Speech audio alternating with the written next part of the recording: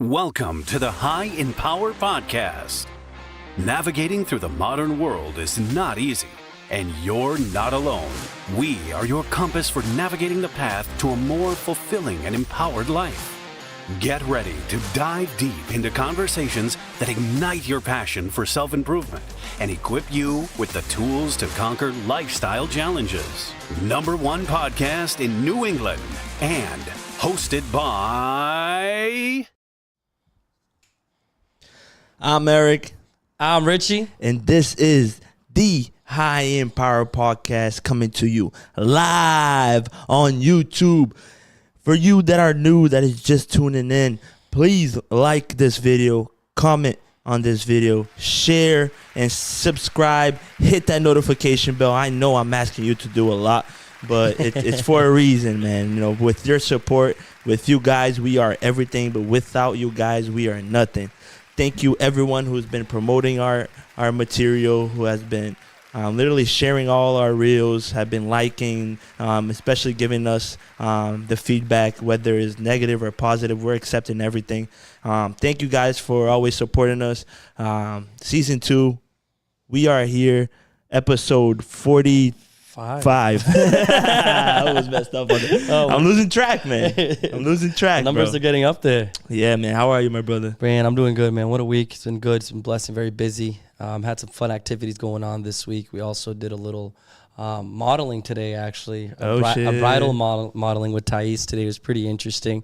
Super hype. You know, it's just trying those new things and seeing 20, photographers just taking pictures of you. It was really kind of awkward in the beginning. Did y'all get paid? But it was, bro, we just did it just for the fun. For free? For free. I would never do that for free. You know what I mean? But it was a great time. Man, episode 45. I want to thank you, everybody, like Erik said, that's been sharing, liking, subscribing, and really supporting us and really going above and beyond to make sure we can get this message across to more and more people every week, right? We passed 500. We hit 500 subscribers last week. We're super excited about that. And today, we're actually super excited because we're bringing on Reggie Queiroz, aqui no High in Power Podcast. Hello. Someone that has an amazing just influence in my life and my professional life since the beginning of my automotive career. And she's always been someone that was guiding, every employee out there, but not just in a professional way, but also as a caring person who really wanted to go above and beyond for those people and see the change in their lives, right? I would see that all the time, Reggie. Thank you. Y'all go way back, huh? Way back to 2013. When 14. 14. I started driving 14. And I think in 2015, you came for an interview.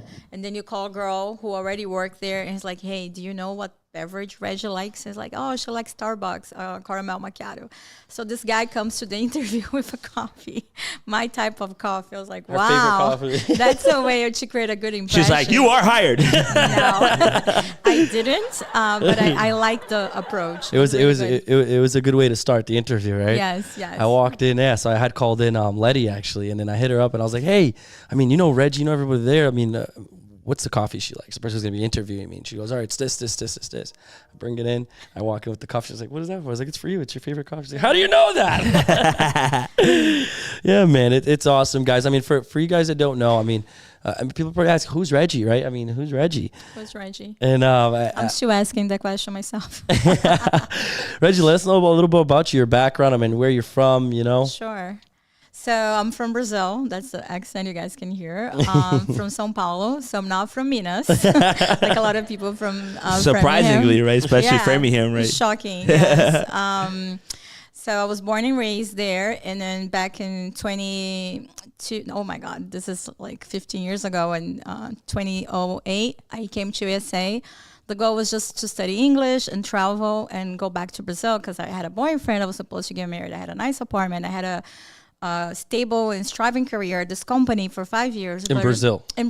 Fire. So it was just like, let's go there, learn English, travel. But I gotta say, when I was in Brazil, I was 26 and I only had 2 boyfriends. So part of me was like, this is it?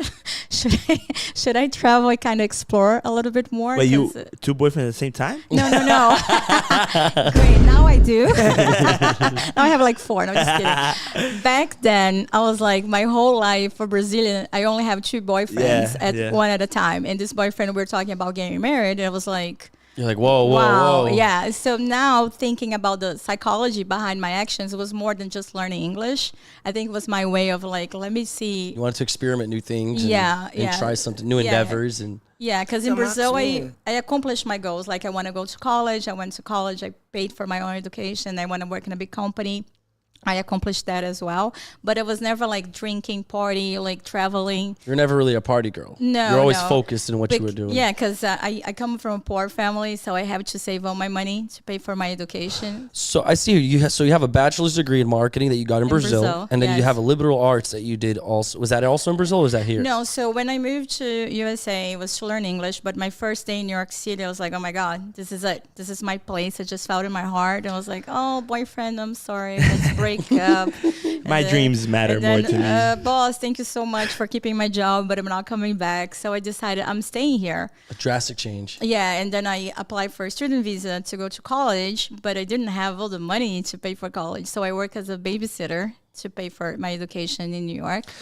That's funny, right? Because I feel like that happens to a lot of Brazilians that come from Brazil. They'd be like, no, I'm going to go to Brazil. I'm going to just learn English or work for a certain amount of time. Then I'm going to dip back to my homeland. Yeah. And then they come over here and they fall in love. Yeah, they fall in love. I know some people, they find here a better life because they struggle in Brazil. Even though in Brazil, I came from like this poor and challenging background, I was able to succeed and I'm happy about that. But here, I just felt somehow I belong to the culture. I really love it. And then I found myself have to start everything again, like learning English again, live at people's house because I couldn't afford my apartment. And working as a babysitter in Brazil, was already a manager with a business card and assistant. So I was like, wow, Took starting 2 steps back to believe in the future. But I really believe that made me a better person because I used to maybe sometimes judge people without education, right? You will only be smart if you have a college degree. Yeah. Now I understand it's not that way. That woke you up to a whole new reality. Yeah. I remember when I was learning English, this 5-year-old boy I babysat, he was making fun of me because I couldn't speak English properly. And the accents and all. I couldn't even, I was like broken English when I got here. And then I was really mad. And then I told him, it's like, listen, do you know what an apple is? And it's like, of course. I was like, what is it? And it's like, it's a fruit. I was like, do you know the colors? It's like, of course, it's red, it's green. I was like, what about the size and shape? And by the way, I Google everything the day before because I was like, I'm gonna get this motherfucker. We can swear 100%. Okay, you're good. Sorry. And he's like 5 years old, but he was driving me crazy. So I was like, I had a whole template to narrow him down. He's like 5 years old. But Reggie and the 5-year-old. Yeah, but he was my height, so I felt like it's fair. It's fair, same height, it's gonna be okay. So like Google everything, have my script. Do you know the color? Do you know the shape? You know the size? It's like, yes. I was like, okay, say apple in Chinese. It's like, I don't know. And then I said to him, the fact that you don't know how to say that in Chinese doesn't mean you don't have the knowledge. Doesn't mean you're not smart. Ooh. So even though I was trying to teach him a lesson, that became my lesson. I was like, I know. And people sometimes they cannot voice their thoughts because they are not so eloquent with vocabulary, but that doesn't mean they don't know. And that's how everything started changing for me. Wow. Would you call that reverse psychology? When I was doing with him, Yeah. I don't know. I just want to freaking like do something. Grab him by the neck. I couldn't. Babysitter for rich people, you can do those things. So Especially if you're trying to get paid, you know? at this time, you were babysitting for a family in the Hamptons in New York. Yeah, actually, then I started with one family, the cultural exchange program, like an au pair. Then since I have a marketing... I heard those are very tough programs too. Yeah. But my family was really nice. They took me to Disney. They paid for Really? everything. Yeah. Awesome. But So you're you- fortunate enough to be in great people. Yeah, but they don't, like, you make $250 per week, but you have your own room and your car and your cell phone. They pay for education and food. So in a way, it's good. But then Yeah. I learned that if you babysit, you could make, like, back then, $20 per hour, $30 per hour. So I switched it. So I heard a lot of people usually go for those programs because they don't really care about the money at that moment. They're more caring about the experiences and the Yes. lessons that they can take away from that program. Absolutely. So au pair, like we see a lot of people from Europe as well, like France, Germany. I met a lot of friends from there, and they come to actually experience the living with American family. Like you have your host dad, your host mom, and like all those things. Fire. Yeah. I mean, there's a funny story here when it comes to going a little bit back into your career life when you're starting in America, right? Yes. I mean, I there's a story here that you got the job job. You were waitressing at a Oh, restaurant. yeah. So all my friends, like when I was babysitting, I was not making that much money. So like, Reggie, ways to make more money is cleaning houses or waitress, right? And then I tried to get a gig cleaning a house, but it was a nightmare. It was not good. I locked myself in the bathroom. I put a Clorox and everything, so I almost killed myself. Oh my God. Yeah. You went that low into your mental. Yeah, like, well, cleaning, like in the Hamptons, they were paid really well, but I didn't have the skills to be good. Oh, okay. I thought you said like you literally were like upset and depressed to the point where like you locked yourself in the bathroom. Maybe I spoke too fast. I was trying to say when I was cleaning, I didn't know what I was doing, and I created a mess. Yes. So my friends like, you know what, Reggie, we're gonna go to work at this mansion for the Hamptons. All you have to do is a very simple job. You just have a tray, whatever we put it there. You go around asking people like, would you like some wine? Would you like Serving some cheese? people, yeah. Things like that. But I was still learning English, so they asked me to go around asking, would you like some crab cake? And no, grab cake. I just should know. Crab cake. The crab cake. Crab cake. And then I said crab, which is shit, right? And they like, is this So Reggie would go around instead of saying crab cakes, she'd be, hey, would you like some crab cakes? And then there was very fancy people. They're like, what's this doing? So I got fired on the spot.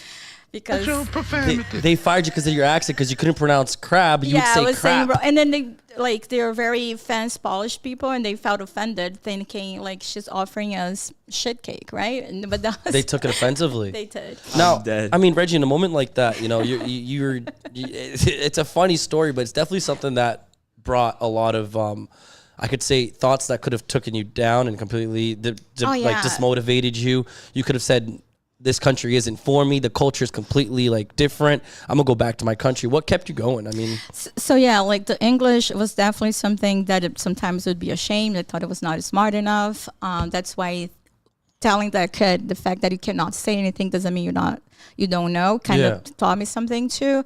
And yeah, sometimes you feel lonely and it's difficult, but somehow I just knew I would make it, because USA, it is the land where your dreams come true. Yeah. So the I opportunities are remember here. as a babysitter, I was like, you know what, I'm just going to be a babysitter. And I have a marketing background, so I created a website and business card. And then when I realized I had a business going on as a babysitter in less than 1 year doing it. So the country really allows you. The entrepreneurship was in your blood. Yeah, well, I had to pay for college without any help. So I see here too. So before you even left the Hamptons and came into Framingham, I mean, that was a big change for you too, right? Yeah. So in New York, I went to school for radio and TV production. Okay. That was like always my dream. But in Brazil, I couldn't afford it. So in New York, that's what I went for. And then I found a radio station in Framingham for Brazilians. I was like, oh, that's the place I should apply. Opportunity. Yeah. So I moved out here without knowing anybody. Also, did you know anyone here? No, I was in New York for 5 years. So I had all my friends. Your roots are all there, everything. Yeah, but I moved it to take the opportunity because, I thought, well, I spent all this time and money studying this. So now I got to go work with in this area. So, this field, which was radio and TV. Yeah. So I moved out here, got the job, and it was super fun. Like I saw the Obama president. I interviewed the governor. So it was like a cool job, but I was making like no money. I was spending my savings to kind of support myself. You were investing more on the experience and the opportunity. Yeah, but it was like, wait a minute. I'm 30 years old. I need to figure something out. Yeah, I cannot be spending my savings instead of making money. And that's how I ended up at Direct, because I was going to go back to New York. Yep.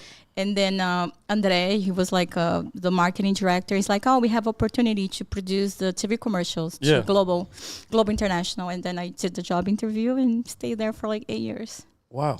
I mean, Reggie, one thing that's very clear here, Eric, we talk about this a lot too, is like getting comfortable being uncomfortable, right? Yeah. And throughout, just in the first phase of your story that we're hearing right here, we see 3 different scenarios where you literally were comfortable getting uncomfortable, where if you stayed in your comfort zone, you probably wouldn't even be sitting in this couch here today. Absolutely. So, that's awesome. I mean, it's what we talk about a lot. It's literally what we live here. And we literally tell people, sometimes people ask, how do I start? How do I even get this going? How do I chase my dreams? Just take the first move. It's not guaranteed that you're going to make it. But. Yeah. And then I guess it ties back. We're going to talk a little bit about motivation, right? So in Brazil, I already had established job and career and apartment, but there was also this sense of purpose, realization. So I went to New York. And then in New York, I accomplished a few things, but then now I want to go for my industry, which is you had a void in you. There is always like, and then to conclude, like when I went to Direct, I worked there 8 years. As you know, I got promoted, I think 5 times. So I went from assistant promotion to general manager, right? Yeah. And that, even though it was the job that I was making more money and I had like more power and status, I completely hated it. It was like I was miserable. I remember Monday morning having a hard time to go to work. And then when I start telling people I want to give up, they're like, but you're the general manager. You have the highest position. You're making 6-figure. And I was like, I hate it. And then that's what brings us to the whole topic of motivation. Yeah. Right? Is money enough? Like, what motivates people, right? Yeah. So each people, and there is nothing wrong with money. It's okay to make money, but people have different drives. Yeah. 100%.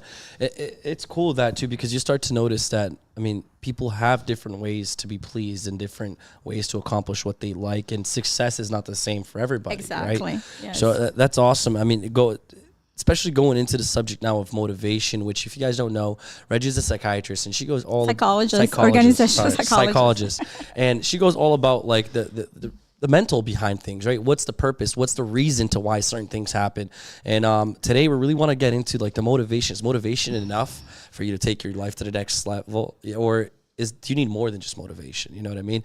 So first off, before we even get into this, Reggie, right, you gave me 2 things here, the definitions, right? Yeah. And I want to read these definitions before we even dive deep, which are the definitions to motivation and the definitions to discipline.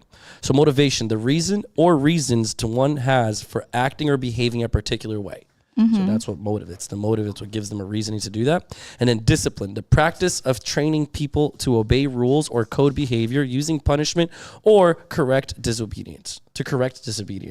So at the end of the day, discipline, like hit somebody. the chancletas. We're gonna get the chancletas. So I really want to go into like, again, the motivation, the discipline, and what's really necessary for you to truly take your life to the next level. But before we dive deep into that, let's just make sure we pay our bills and get this commercial going real quick. All right. So picture this, your car, clean as a whistle every single week without lifting a finger. Sounds too good to be true, right? Well, not anymore, thanks to Auto Tycoon. Here's the scoop. For $99 a month, they've got you covered. Weekly washes, no scratches, no worries. It's like giving your car a spa day every week. Honestly, it's the little things, right? Driving around, feeling good about how shiny your car is without stressing about the small stuff. If you're like me and just want your car to look its best without the hassle, Auto Tycoon's a game changer. Trust me on this one. Power fam, just had to share this find with you. Ever been on the lookout for that go-to spot for your design needs? I've discovered my treasure trove, R&V Sports Graphic Design. Sipping coffee from my favorite mug this morning, the one with the hip design, that's their handiwork. And this comfy hoodie I've practically lived in, yep, that's R&V magic too. They've got me covered from my wardrobe to my business cards, signs, and even those eye-catching flyers. The best part isn't just the awesome stuff they create, it's how they make you feel part of the creation process. Chatting with them, you'd think that it's just hanging out with friends who'd happen to be insanely good at bringing you ideas to life. So if you're trying to make your brand stand out with that personal touch, hit up R&V. Trust me, it's like unlocking a whole new level of business and personal style. R&V Sports Graphic Design, turning your vision into reality, one amazing design at a time.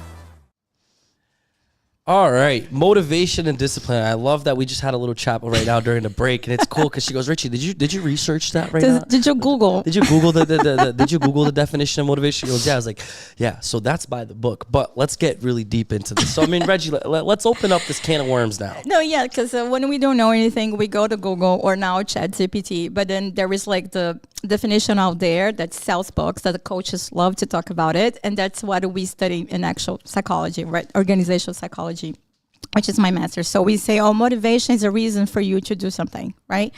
But in motivation theory, which by the way, we have 30 theories just to explain motivation. So look how complex it is. I cannot say is this way and set in stone. We say is the drive and the values and beliefs that you have towards to accomplish something. So that's why if you work in a company and the boss says, okay, I'm going to give you $1 million to get this done, maybe your beliefs and rewards are driven by money and you're going to get it done. And if mine's not, I'm not going to get it done. And they think she's not motivated. But the beliefs and drive behind it is not aligned. It's Does just that make sense? how it was sold to that person. It wasn't sold in the aspect of where it would actually catch their like wants behind that. Yeah. Yes. Fire. I mean, one thing that I do see is that you want to get into the misconceptions behind motivation. Yes. So one of misconceptions they think is motivation is just about reward, like give money, give a prize, which is external motivation, and sometimes it's internal, right? Okay. Another one, very common, like for employer, business owners, they think, oh, I used to be a recruiter, right? So that's why I'm bringing a lot of organizational psychologists for the workplace environment. So they say, okay, or the person has motivation, or they don't. You work with sales. So, and I'm meaning at this point, you're like a manager, right, at your company. So they're like... Yes, I've been in that position. Yeah, you now have been a couple times. I took 2 steps back to grow back in the ladder. But from what I heard, you're doing really well. I'm trying my best. You love your job, so that's good. So like they say as a manager, or this guy has motivation or he doesn't. So that also is misconception, because motivation is not a fixed trait, and you can develop motivation. And we have external factors that help with that, such as social support. Like let's say a guy who was super unhappy, and then he finds the love of his life, and then now he's super motivated. So that's like a social support, or the type of company that you're working. Is a toxic environment or not? Or the social aspect of it. So this is a big concern, because... And that's one of the reasons that I hate coaches out there, because they're like, everybody has the same 24 hours of the day. If you want to get something done, just go there and do it, blah, blah, blah. And then we have this person from a poor neighborhood, they don't have breakfast. And then I'm telling you, be motivated, right? Just go get it. So in psychology, you understand how the social economics aspects can impact on your motivation or not. So that's another misconception that we have around it. Does that make sense? Really, yeah.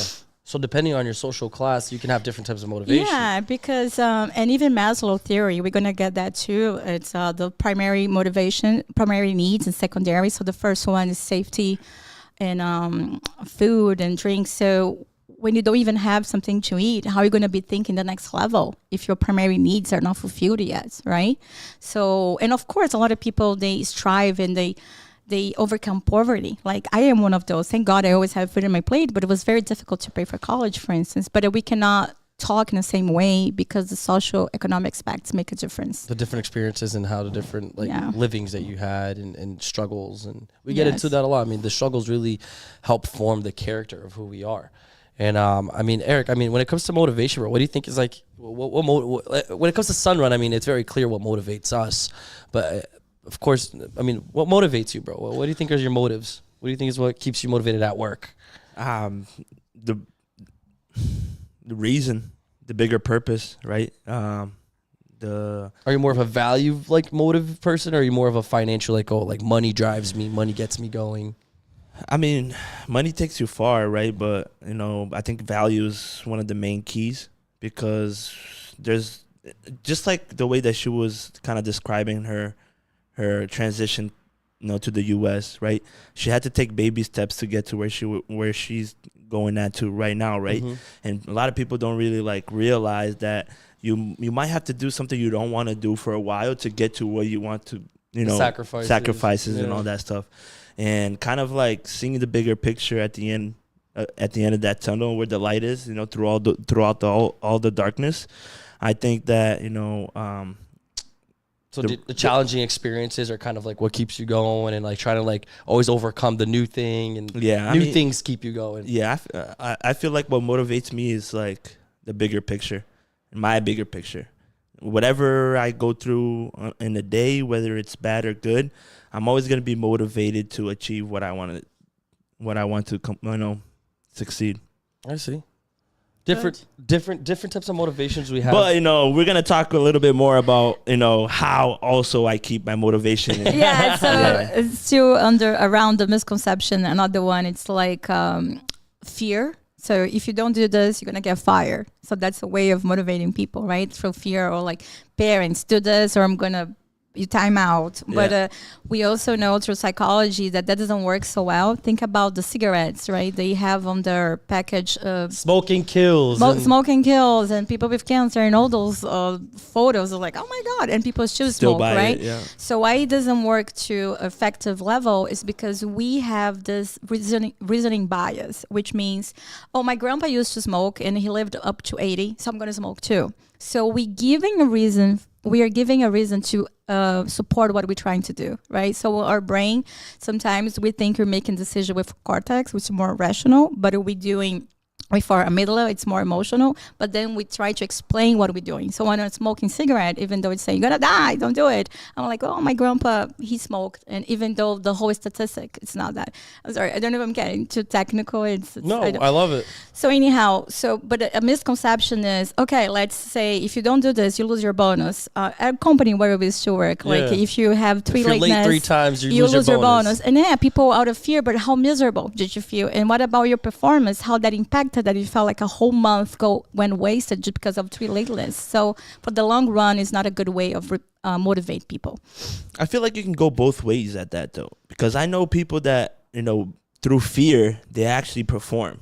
And then like you said, and then there's other people that with fear, they actually, reach like a stalemate. Like they don't know what to do. They're like pissed about it. But I think there's a difference there would you agree that that's not motivating, but that's trapping the person more? So that's why I said it's a misconception. So you're right, like fear is like, I don't want to lose my job, so I'm going to get this done. But we're thinking about the short term and the long term. On the long term, the long term, that's not effective. It'll destroy you. So for the company, when we had this bonus, like was $2,000, and if you late more than 3 times, you miss it, like the whole $2,000.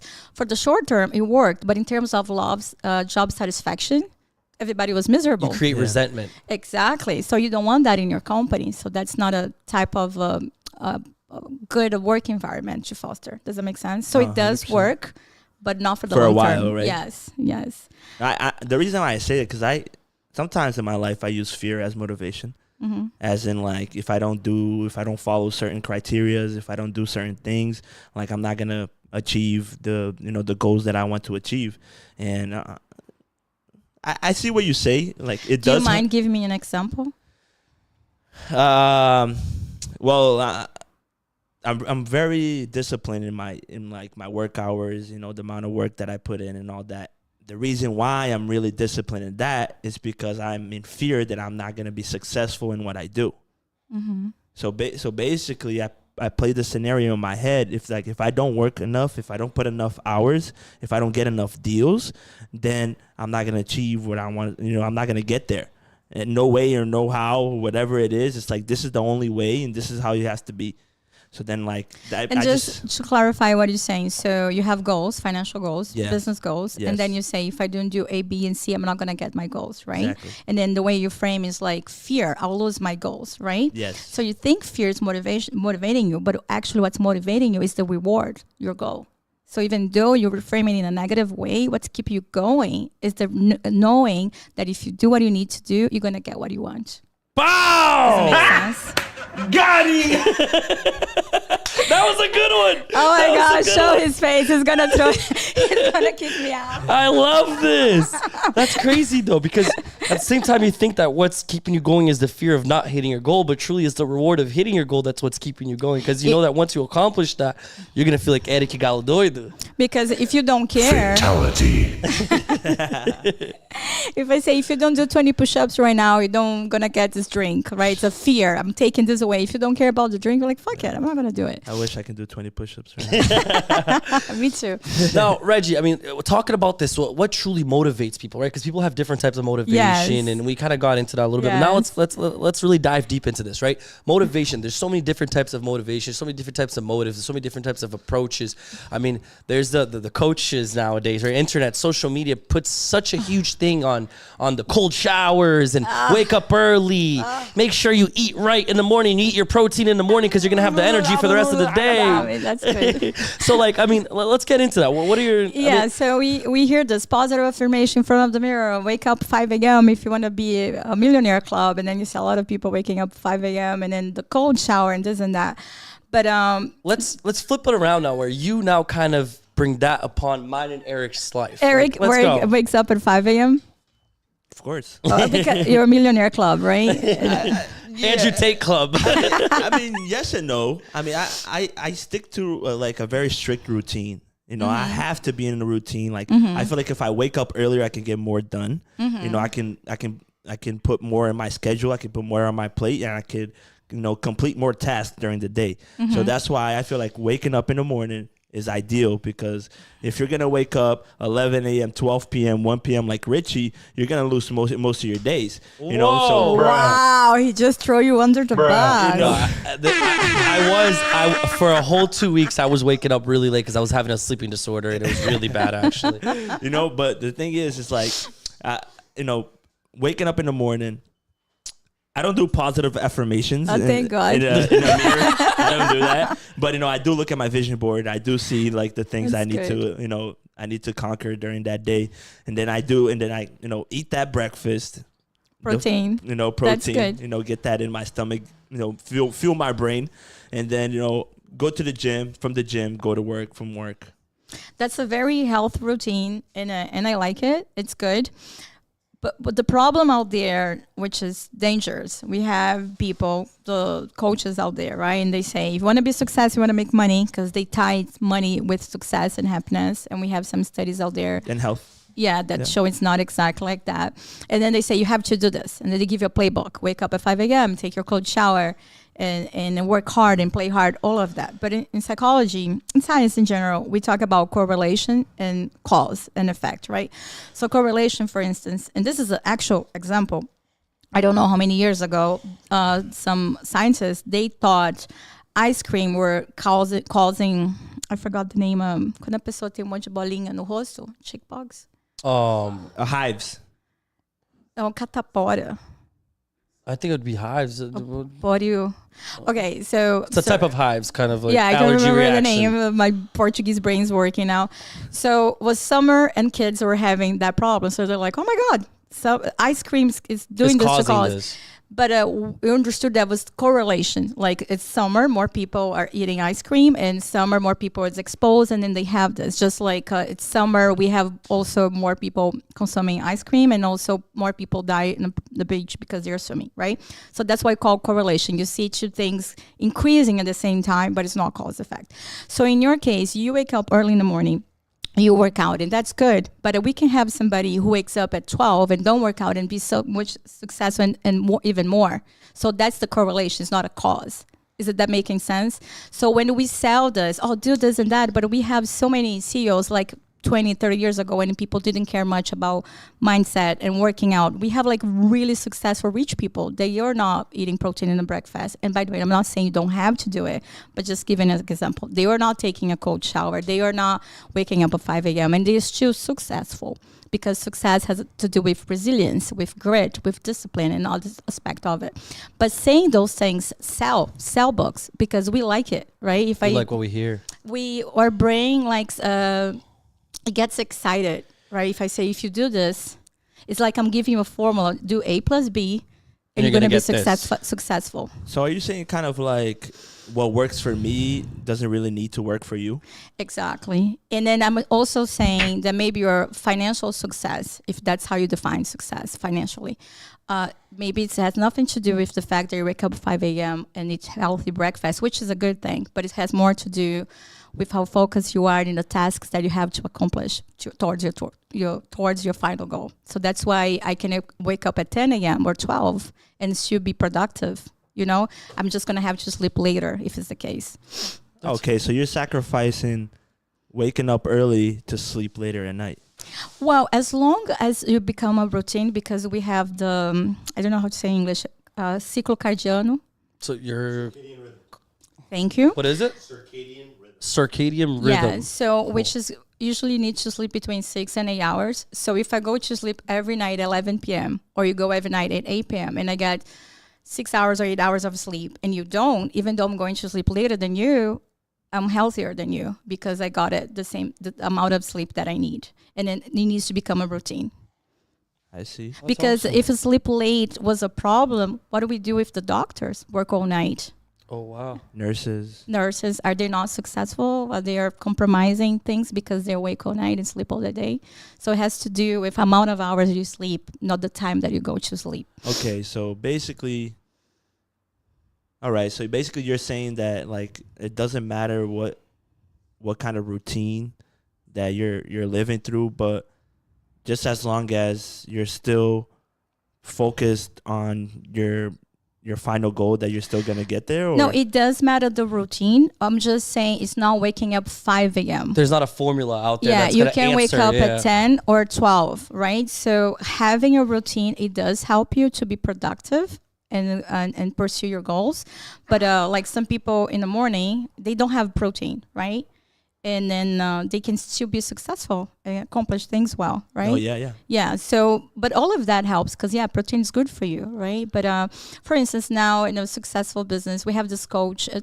I think she deleted her account, the one who got married to Chagro Negro. What's her name? Mayara Cardi. Mayara, yeah. I don't even know how many millions followers. So she was saying fat people, they don't have self-control. And if in the morning you cannot even win your first fight, which is not eating your bread, how can you be successful? So she was putting a cause and effect between not following your diet, not being strong enough, not being successful, basically fat people not successful, right? So work out and follow your diet and you're good. Do you know Jô Soares? Yes. Is he fat?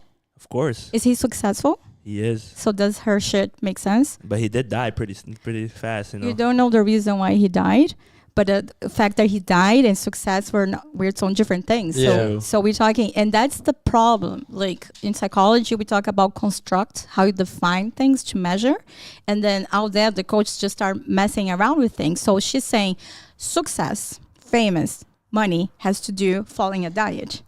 And he's fat and didn't follow a diet. But did he die? We don't know the cause. It's a correlation, but it's not a cause and effect. Exactly. I got one. It has a correlation. I got one but it's ready. not the cause and effect. I'm not saying do not follow a diet. Follow a diet. She's basically saying get fat and do whatever you want. No. I think the main focus here before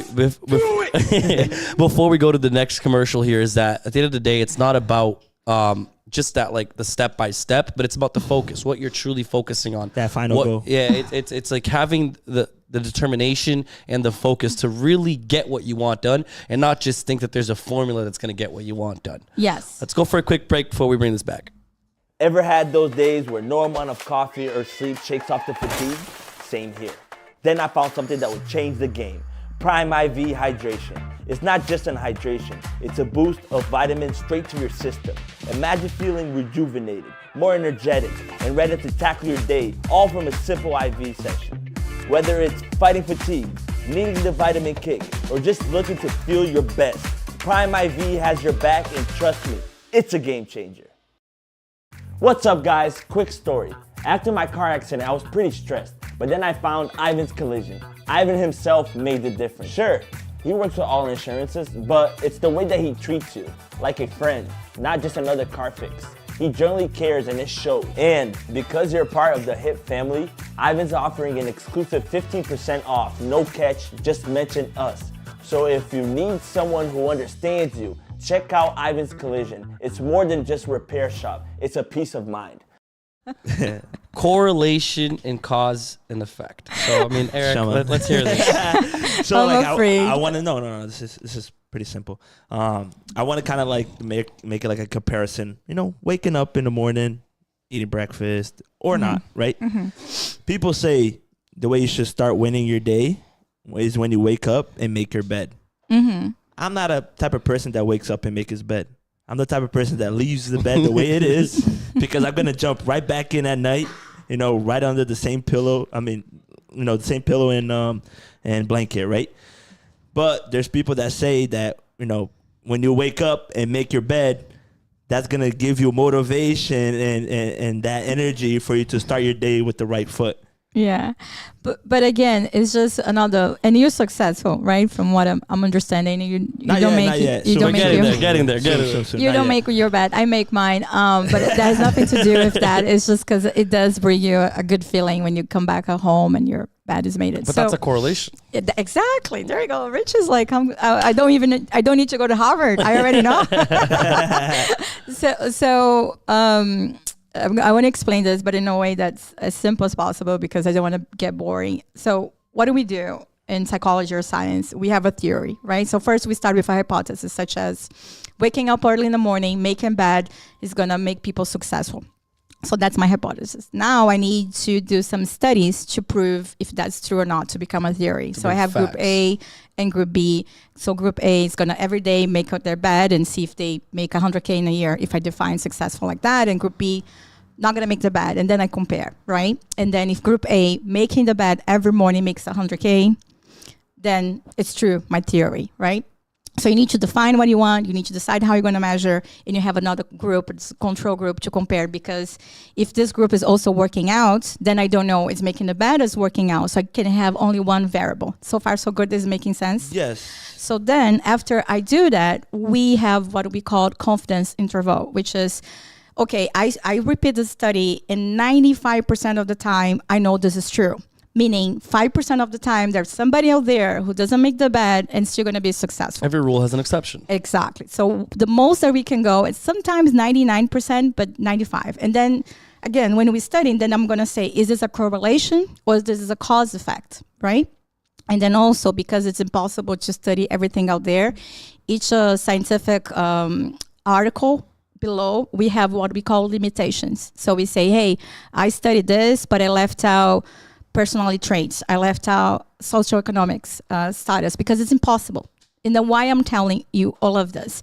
Because when I'm going to sell a book, I'm not going to say 95% of the time, hey, by the way, I didn't put it this, I didn't put it that. I'm going to say, hey, I did a This study. works. And then if you make your bed in the morning, you're going to make 100Ks. That's what sells, right? But in psychology, it was like, wait a minute. That's not exactly how it is. Does that make sense? Yeah, but you don't think that these motivational speakers out here, that they're running on some type of scientific theory, that they literally be like, look, 50% of people did this and 50% of did do that, and then they all saw that this actually works for all of them and not the other. They do. Let's say I am the coach and I'm going to publish this book, Make Your Bed and Make 100K a year, right? Because I did some... Reggie just came up with a book, bro. Yeah. You're going to buy it because you don't make your bed. I probably will. I was like, I already make 100K. Yeah. So comes the second book, Make Your Bed and... Make a million. Make a million. So I do have some study. So that's the problem, I guess. It does have some study, but like I said, it's 95% of the time, not 100. And then I didn't put all the variables that can also justify why. For instance, so we have this psychologist who I love. If she ever watched this video, hey, Angela Duckworth, I love you. Oh, I will tag her. She's a positive psychologist, so she's not like a Madonna. Motivation. Yeah. And then she came up with this theory called grit. Have you guys heard? She has this TED talk that like 1 million views. What makes somebody successful, right? Yeah. And then she defined grit. So it's not how smart you are. It's not your network. It's not your parents. Not looks. It's not anything else but grit. And she defined grit as the persistent and commitment towards a long-term goal. So I want to be rich in 5 years. That's a long-term goal, but it's very difficult. So I'm going to be persistent and I'm going to have passion. All right. So she went there and studied people who are successful. What's the group that she was studying to support her her hypothesis? She was going through people who got accepted at West Navi. I don't know. I forgot the names. Like a very difficult school to get accepted, and other kids who won the B spelling. So the critics that we have towards her book, that's a bestseller, it's very successful, is like, wait a minute, you're doing your study with people who are already successful. Go do it in Africa and let's see if you get the same results. Ooh. So again, that's what I was trying to explain. You do a study, it has some true. So it's not, I'm not lying to you, but I cannot make that a universal reality. Can make that a law, yeah. Because one, it's only 95% of the time, and two, we have the limitations. Is that making more sense? No, because it's very complex to Is- explain. Is there some aspect that it's 100%? No, so the highest that we do, like for drugs, for instance, like not like drugs, cocaine to get high, but like for like medication. Medication. Depending on the studies, sometimes we can go as high as a 95%. But then we should know 1% of people is going to be, 99%, yeah, okay. yeah. So, but usually what we see is 95. And again, in psychology, I remember when I had my first class, I hated it because I was like, I came here thinking I'm going to learn how everything works. And then I was expecting right and wrong, like black and white. And then my professor all the time, he would say, well, it depends. And bring all those variables. I was like, at the beginning, it was making me more confused. But then I realized that's the beauty of it. you can be successful and he can be successful, and you both can come from completely different background and have a different routine because it's more correlation, different variables than a recipe that works for everybody. Yeah.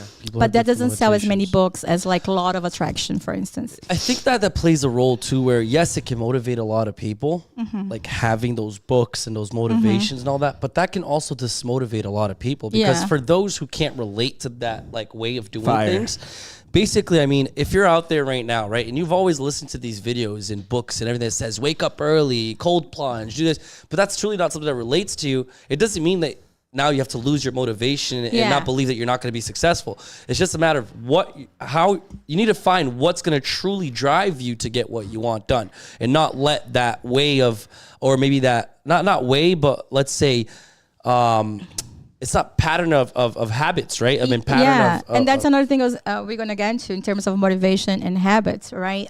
So again, waking up early is good. I mean, you need to sleep between 6 and 8 hours. Eating healthy is good. But I was just saying, it's more important to focus on what you need to get done. Does it make sense? Like the tasks 100%. and then the routine can be different. Sometimes that routine can become a distraction too. And it goes back to what we said last episode too. Yeah. And just to go one more time back what you said, because I really like that. Like all those coaches out there, they have some truth, right? So we have this concept in psychology called self-fulfilling prophecy. Have you heard of it? I heard of it before, yeah. Yeah, and we have this bestseller book, Law of Attraction, right? Yeah. Whatever you want, just think of it. Your universe is going to give to you. I want a BMW, boom, appears in your car. Manifestation. Yeah, manifestation. So a lot of the Law of Attraction comes from psychology. The theory is self-fulfilling prophecy. So it's like has some true, but then they blows out of proportion, right? Selling in a way that's wrong. So in psychology, self-fulfilling prophecy means what you think, cognitive, impacts your behavior. So let's say I think I'm not pretty. So that's my belief. So how this is going to impact my behavior? I'm not going to take a shower. I'm not going to put a makeup. I'm not going to take chances because I'm not pretty. If people look at me, I'm not going to pay attention. That's going to limit you into doing. It's impacting my behavior. So another example, I think I'm going to get fired. And then I'm like, I'm not going to be on time. They're going to fire me anyway. I'm not going to do this presentation the best way I can do because they're going to fire me anyway. And then somebody says, hey, Reggie, you look beautiful today. I'm like, oh, they're trying to trick me. So our brain is very tricky. We have this bias that reads everything to align with what you believe. So why I'm saying all of that? Because then I think I'm going to get fired. That's a belief. I behave in a certain way that I get fired. So that's a self-fulfilling prophecy. I kind of made that happen based on what I think. So the law of attraction got that concept and blew out of proportion, like whatever you want, just think about it's going to happen. So there's some true, but it took way out of proportion. It starts with the thought, but there's a lot more action behind it than just thought. So it's just thinking you're going to be rich. I'm sorry. It's not going to make you rich. You can't sit on your couch all day and think you're going to. It's more of a kind of like good energy. You're trying like, I feel like when you're trying to like your aspirations, right? When you're really trying to like say it out there for it to become true. I feel like you're doing that mostly to put good energy and to have motive and obviously purpose and the things that you're doing. So here's the thing, like, because how do I explain this? So basically, like I feel like my brain plays a lot of tricks on me, right? And I feel like it's my job to literally like look past those little, voices in my head telling me that I can't do something when I definitely can. So would you say by breaking it down like you just did, literally realizing why you're thinking the way you're thinking, do you think that's a way to get past those thoughts? Absolutely. So we have in psychology therapy called CBT, right? The cognitive, where you think impacting your behavior, right? So if you think, give me an example. Let's try to do it, right? If you can, right? If it's not. So knocking by himself at the doors. That's something to struggle with. That's like a block you have. Yeah. Okay. So you sell solar panels, right? You're a consumer. Yeah. And then you don't like knocking doors by yourself. What's the belief that you have related to that? The belief I have, honestly, I don't know. I'm really trying to figure it out. It's difficult. It's embarrassing. I'm annoying people. What they're going to think I'm doing here. I think it's more of a self-belief type of thing. It's just like I have no problem knocking with someone like with me. Even though they don't talk at all, just their presence there just makes me feel a little bit more the social confident. support that we're talking about, motivation. Yeah, the social support, like literally, we worked the other day. Rich doesn't have to do anything at all. He can just be over there, be like a statue, and then I'll handle the whole thing. No but problem. let's try to frame it. Like when you think I am by yourself, put yourself in that position. I'm by yourself. You're by yourself. You're getting out of your car. You're going to knock a door. What blocks you? Try to think about it. It's kind of. Myself. I get in the way of myself, like the self thinking of me not being able to go there on my own just to close the deal. And are you scared of messing up? No, it's just not really scared of messing up. It's just embarrassed? Scared of kind of losing. Scared of not being able to maximize that opportunity. Yeah. So but you said when he's there, he doesn't need to talk, and you talk, so you do everything. Yeah. Right. So it's you doing the job, just his presence. So to help you with the CBT, like trying to do live, we need to focus what is the thought, because if you cannot frame it, what's actually the cause, and that's quite normal. Like sometimes we have a fear and we don't know what's going on. So until you're able to label what it is, it's difficult to adjust. So you're like, okay, I'm by myself. It's my own limitation. It's my own fear. I'm blocking me. But there is a root cause. So you got to, am I embarrassed? Yeah. So that's like a daily thing that I go through, is figuring out what is that cause, right? Because I know what I'm doing. I know what I'm selling, and I'm getting pretty good at it, and it's just like, it just comes in terms of me believing in myself and the self-confidence, putting and be like, hey, I don't need anybody for me to to close that deal. I don't need no one's support to be there over there and just making sure that everything goes all right. It just comes to the fact that I just need to kind of man up a little bit. Let me ask you a different question. Do you feel it's easier for you to do things for others or for yourself? Ooh. You think it's I'm asking. I'm not saying it is. No, I know. Do you feel like it's, for instance, for me, it's much easier to go to the gym with a friend and hold her accountable than go by myself, even though it's the same exercise, like I have to go. But when I have to do for others, sometimes it's easier than doing for myself. I feel like it depends on what, because at the gym, I'd rather be alone, right? I don't need anybody. No, I know. Yeah. I'm just saying, just in the gym, I'd rather be alone. I don't need anybody's motivation. I don't need no one to be there to push me harder. The confidence is there. I'm a savage. I'm ready to go. And then, going back to knocking doors, when you're on your own. Wait a minute. When you're on your own, get better at that, bud. When you're on your own, it's just you kind of, it's hard, because when you're a door-to-door salesman, you go through so much shit during the whole day, so many no's, it's dragging, it's really draining. It's very draining, and kind of going through that experience on your own, it sucks. So is the social support that motivates you? And remember how in the beginning we were saying a misconception about motivation is it's a reason to do something. So maybe if I'm your boss and I don't know how to motivate you, if you want it, you're going to get it. Doesn't matter if you're alone or not. But if I understand motivation is about beliefs, desires, and other factors, I understand that you work better with others, and not because they're doing for you, but just because it's like a safety blanket. Because when you're with him, you're doing the job anyway. So you have the skills, but your motivation is about social support. 100%. Fire. And then instead of trying to fight against it, to be even more successful, use that in your favor. I just need somebody here with me, and this day is going to be way better than doing it myself. He mentioned that before, if I work better, if I perform better with someone there, why don't I just focus on that and capitalize on that, which I love, right? But me, the person that I am, I love to evolve. I love to level up. And I feel like I need to go through these things. I need to quote unquote suffer so that I can get better at what I do and I can master it. Because I truly believe that me passing this, me being able to go through this obstacle is going to make you better. It's going to open so many doors for me. I tell you, I have something for you what to do to help you. Do you need to go to break? Because then we say after the break. I was going to say this. Would you say that then when it comes to him specifically, his motivation is not the result of getting the results, but his motivation is the improvement. So he's more motivated when he's improving than getting the result. Yes. I think for you to make that decision, you need to first find out what you're trying to accomplish. Are you trying to improve something, or are you trying to get results? Because if you're trying to get results, what's going to work the best for you is working with somebody. Now, if you're trying to overcome a challenge or something that you have difficulties with, what's going to work the best to teach you that is working on your own. So I think you have to kind of direct what's your focus. With that? Yeah, so people get motivated for different reasons, right? So when you, in the morning, let's say tomorrow, you go knock doors by yourself, right? We, for emotional intelligence, we know like our amygdala in our brain. So we make rational decision with cortex, it's right here, and amygdala, I forgot what it is, implied here for emotions, right?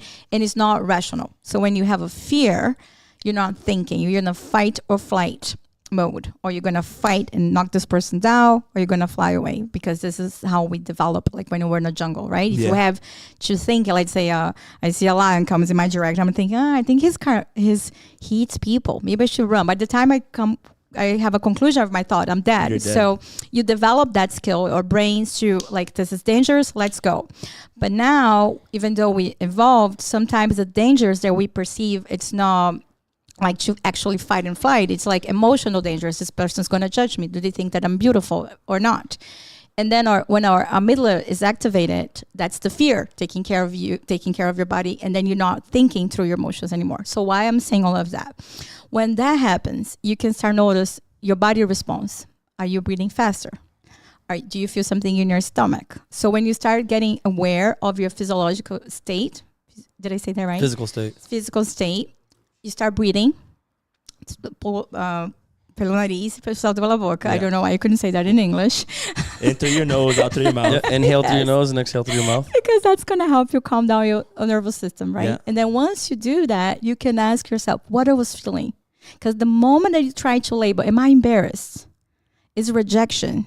Are people going to judge me? The moment that you know that, is going to be easier to apply CBT, which is terapia cognitiva, to frame the thought and change change the behavior. Is it making sense? Because I know it's a lot of information. So do this, because when our amygdala is activated, our brain goes, we call binary mode, yes or no. That's why when you're having a fight, yes or no, black and white, I'm right, you wrong, it's difficult for us to rationalize. So once you breathe and you calm your system down, that's when you start thinking. And all the other aspects. Exactly. Awesome. Is this real? Is this real? For real? Man, we actually have Leticia Vieira actually asked a question here. What are the techniques and tools to improve motivation? And I love that you asked that question, Leticia, because we're actually going to get into next, which are habits. Yes. Because habits have a huge play in motivation, have a huge play in getting things done. But before we get into that, and before we listen how habits truly can improve your lifestyle, let's get to this quick break, and then we'll go right back to it. Hey hip fam, ever walked into a room and just stopped to admire the stonework? That's exactly how I felt about our custom table from New View Granite. And let me tell you, it's more than just furniture. It's a centerpiece that transforms the whole space. New View isn't just about tables though. They're the masters of all things marble and granite. Countertops that turn your kitchen into a chef's dream. Bathroom vanities that feel like luxury spas, you name it. Their craftsmanship is unmatched. What I love about New View is the quality. You feel it in the smoothness of the marble, see it in the intricate patterns of the granite. Every piece is a testament to their commitment to excellence. When you invest in something from New View, you're not just upgrading your home, you're adding a story, a piece of art that stands the test of time. Our table isn't just amazing, it's a gathering spot for friends and family, a place where memories are made. If you're looking to bring that level of excellence and durability into your home, New View Marble and Granite is where your search ends. Quality that speaks, designs that last. All right. I was not trying to sell anything, but thank you. Yo, Erik already just closed a 5-session package with Reggie. If you guys want to take part of this, just contact her on her Instagram. Cool. I don't know if you guys seen this, guys, but we actually have 2 QR codes. I'm going to mention one right now, and then I'll talk about the other one later on. Right there next to Erik, we have a new QR code on the screen. That QR code right there takes you directly to our Instagram page. So if you haven't followed us yet, make sure you go to our Instagram page, because that's where you're going to know exactly what's happening next, what's going on with our podcast, all the updates, and what we have done in the past too. So go real quick, put the little camera right there, take a little second, put your phone right there on that QR code, click the link, and let's enjoy the Hit Podcast Instagram as well. Now, habits, Reggie. Okay. Habits. So motivation, we have 12 theories. We couldn't go over everything. If anybody is interested, maybe reach me out. I'll send it to you. I'm actually going to put this in a description so people can read it too. Okay, cool. So, but sometimes you cannot get motivated to follow a diet, to go to the gym, to get your homework done. It's not because you're lazy or because it's not important to you. You have procrastination. We have so many different things. So that's when habits plays a really important role, because habits is something that you do without thinking. Like this morning, which shoes did you put on first, right or left? I always put my left foot first. I'm a lefty. You know that for sure, because you usually do that. What about you? Whatever one. I don't. And then, like, let's say you drive every day from point A and B, like from home and work. Have you ever had that feeling like, how did I get here? Yes. Because it's a habit. You already know how to get there, so you're not thinking. So that's why habits so cool, because you don't have to think to do it. Sometimes you'll be driving a highway and like time will go by. I'll be like, whoa, I don't remember driving that path. And it's like, oh shoot, it just happened. Oh, in that case, that's could be high. Yeah, it could be something else. She was like, it could be high. Yeah. I'm talking from like a home to work. Yeah. And then like, how did I get here? Because it's just second nature. It's part of. So habit, by definition, it's a automated behavior, something that you do without thinking. And then the way you develop habits through repetition. So we have, let's say, I want to work out. So I should go every day at the same time to create a routine. And it needs to have a trigger, something that makes me do that. So for instance, some people have a habit of having a cup of coffee after lunch, because the trigger is the food, right? And then they feel like having a cup of coffee. So I want to go to the gym, and then the trigger is going to be my clothing next to whatever, right? So habit, it's a combination of three things: the behavior itself, the trigger, and the reward. Like if you do it and you don't have a type of reward, you're not going to do it anymore because it's not good for you, right? And that's why it's so difficult to develop good habits, because bad habit, let's say you want to create the habit of watching Netflix every day. That's not going to be difficult at all, because you have the instant reward. But if you want to create the habit of reading 20 pages every day, it takes longer for your brain to release dopamine. And then that's why, like, I don't want to do it. But those are the beneficial habits going to help you in life: reading, meditating, eating healthy, all of that. I don't know if it's going to make you successful, but it's going to make you live more for sure. So going back to the habits, we have one of those fake theories out there: 21 days you develop a habit. Your favorite phrase, Reggie: 21 days to develop a habit. Bullshit. Because depending on the habit and the personality trait, takes longer. So it can be 30 days. Depends what you're gonna. For me, it takes 5 years. What are you trying to develop as a habit? Just be more disciplined. Okay, in which way? Let's see if we can help you. Give me an example. Your turn, Rich. Discipline? Yeah. Man, I mean, just overall, I have my ADHD plays really hard on me. So it doesn't, I get bored very easily. So anything I focus for too long of a time, doesn't matter how much I liked it in the beginning, I'm going to get bored of it. What do I do? Okay, but let's think about a behavior that you want to develop. Do you want to read more? Do you want to go to gym? Say gym. Okay. All right. Actually, I don't want to use the gym, because the gym, there's a fear behind that goes actually to a physical thing of mine. That's an injury. But all right, let's go into something more realistic. Eating diet. Eating healthy, right? Eating healthy. And then, all right, so we have a self-control theory that helps a lot understanding habits, right? Because we thought self-control is the ability of resisting things, right? So if I don't want to eat a cake and I have high self-control, I'm just going to... You're not going to eat the cake? I'm not going to eat the cake. But now what we know is self-control is not resisting the temptation, but avoiding. That's like the best theory, right? So because that's how you start developing, because self-control is like a muscle. Let's say you're at the gym working out and you do your arm so many times that you fire the muscle, it gets tired. So self-control, if you do it too much, it also gets exhausted. So let's say you're working all day and it's a very stressful environment, very toxic, and you try not to lose your shit and yell at somebody and do something because you can, because you're at work, right? So you're using your self-control all day long. But then you get home and you yell at your wife or your kids. How come? Because it's the same skills. It's because you use yourself. Exhausted. Exactly. It's such a good, I love this guy. Fire.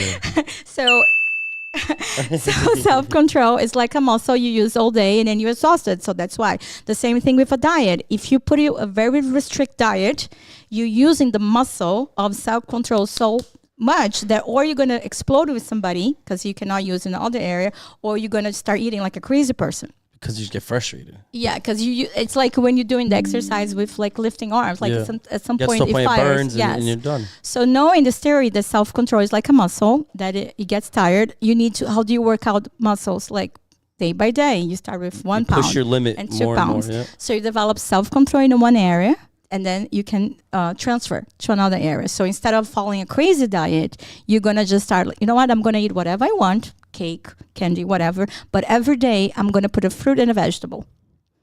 So you're creating the discipline and the routine.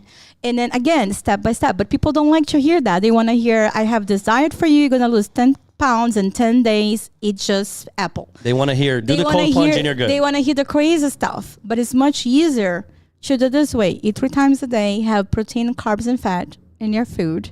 Exercise 5 times a week, 30 minutes, and you're good. It's going to take longer, but that's more sustainable because we have some studies, and we have Group A that was doing a very restrict diet. Could not have dessert. It was very difficult. And the Group B was still eating healthier, but like they could have dessert. What happened was Group A, they did lose weight, but 2 months later, they were back. Right? Some people even gain more pounds.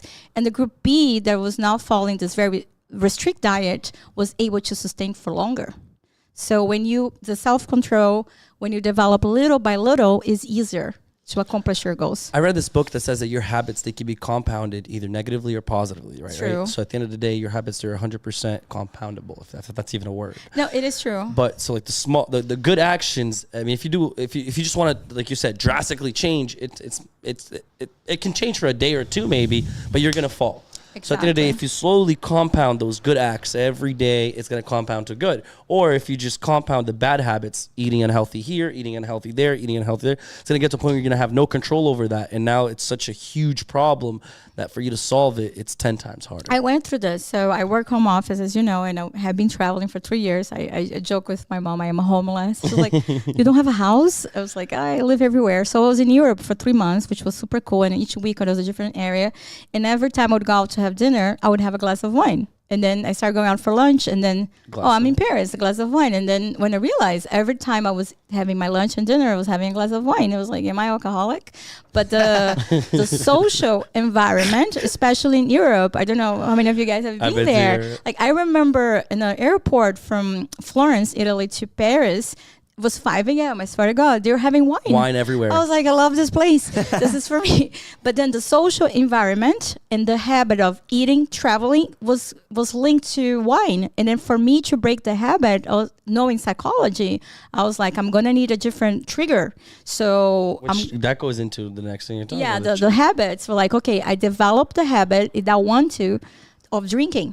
Because wherever I go, I'm having food and I'm drinking. So what I'm going to do? So I'm not going to stop eating, right? So I created the habit of eating, having my meals at home, Airbnb, whatever it was, just so I could drink just on a weekend. So you change all the environment, the settings, all the reward. Let's say it that way. That's awesome. Going back to the 21-day theory.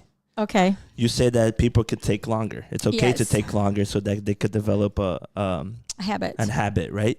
Do you think people can do faster than 21 days? It depends on the habit that you're trying to develop, because some habits, the behavior, they want to do it without thinking about it. Yeah. So you do the same behavior at the same time, the same steps, the simple, the better. And you need, and the other 2 keys is like the trigger, what's going to make you do the habit, and the reward that you get it, right? But why do we, let's say you and I, we want to develop the habit of going to the gym to do yoga, let's say that way. And hot yoga. Yeah, I love hot yoga. Yeah. Okay, there you go.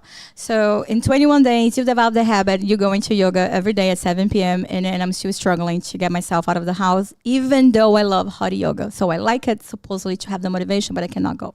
So we talk about personality traits, right? And we have a lot of theories out there, but the ones that are more acceptable is called the Big Five. Have you guys heard of it? I haven't.